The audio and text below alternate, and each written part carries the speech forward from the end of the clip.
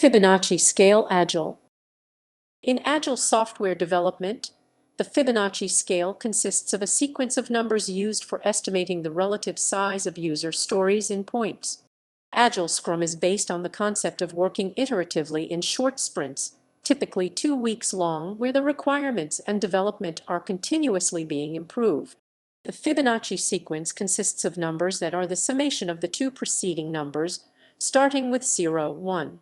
Agile uses the Fibonacci sequence to achieve better results by reducing complexity, effort, and doubt when determining the development time required for a task, which can range from a few minutes to several weeks.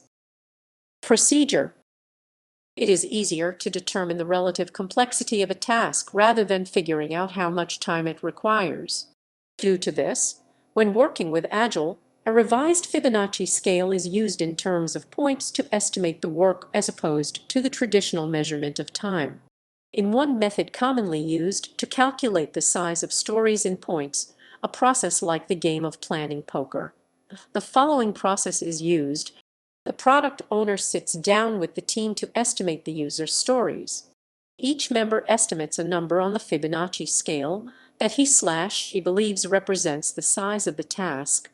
All members disclose their number at the same time to avoid being influenced by each other's estimates. Any differences in the numbers will be followed by a discussion until a consensus is reached. Each user story is added to a bucket which represents the corresponding point on the Fibonacci scale. The steps above are repeated for all user stories. The buckets are added to the backlog.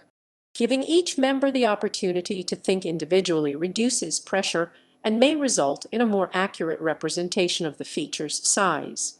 In another commonly used method, a process like the game of two-pass relative sizing, also known as the Steve Bachman method and the team estimation game, the following process is used. The product manager sits down with the team to estimate a project's worth of user stories, which are provided to the team in a stack of 3x5 or 4x6 cards. The first team member reads the first card and places it on the table, passing the remaining stack to the next team member. The second team member reads the second card, may declare a belief that the story is larger or smaller than the card already on the table, or may ask the team for help in so determining, and establishes which direction is smaller or larger by placing the card to the left or right of the first card, and passes the remaining stack to the next team member. The third team member has a choice to move the position of the second card, or to read the third card, declare a belief that the story is larger than the first two, smaller than the first two, or belongs between the first two, and passes the remaining stack to the next team member.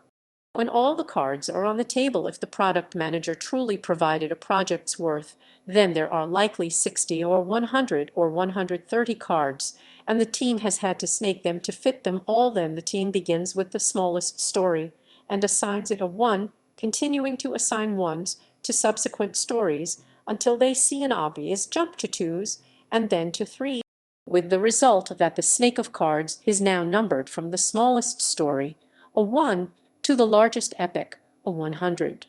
This method has the advantages that numbers are not used until the second pass, that no guessing is required for the first story read as to how big a 5 or 8 or 3 is, that stories are truly ordered and numbered relative to each other, and when not everyone can estimate the entire story, regardless of method. As the team goes through multiple sprints and the estimation process is improved, the product manager will be able to determine a stable velocity. The velocity is determined by calculating the number of story points completed in each iteration. Significance: people estimate user stories with smaller points more accurately than user stories that have higher costs associated with them. As the numbers increase, the difference between two succeeding numbers increases exponentially and leads to less accurate estimates. Using Fibonacci series is helpful in this scenario because the larger user stories, i.e. stories of size greater than 8 that tend to lead to inconsistent estimates between each team member, can be grouped to the nearest estimated Fibonacci number of the corresponding bucket in the backlog. In case of small user stories, the bucket difference is small and hence the final cost of resource and time can be finalized more accurately. One good way to estimate the cost is to express it in terms of multiples of other known user stories' costs. This way, it will be easier for each team member to estimate the relative cost. The estimation process of comparing a story with two previously estimated user stories is called triangulation.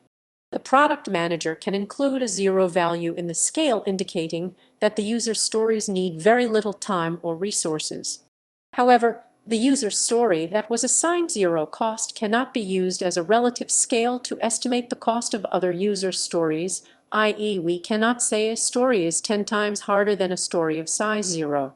An advantage of Fibonacci sequence is that it allows developers to disaggregate a user story from one large bucket into two preceding buckets, since a bucket is formed by adding the size of two preceding buckets. This process helps to create optimal user stories. Other estimation scales. Linear scale increments in a fixed value. T-shirt size SML XL XXL XXL. Playing cards mostly used in planning poker a 2-3. Exponential series and for summa and for all integer n0.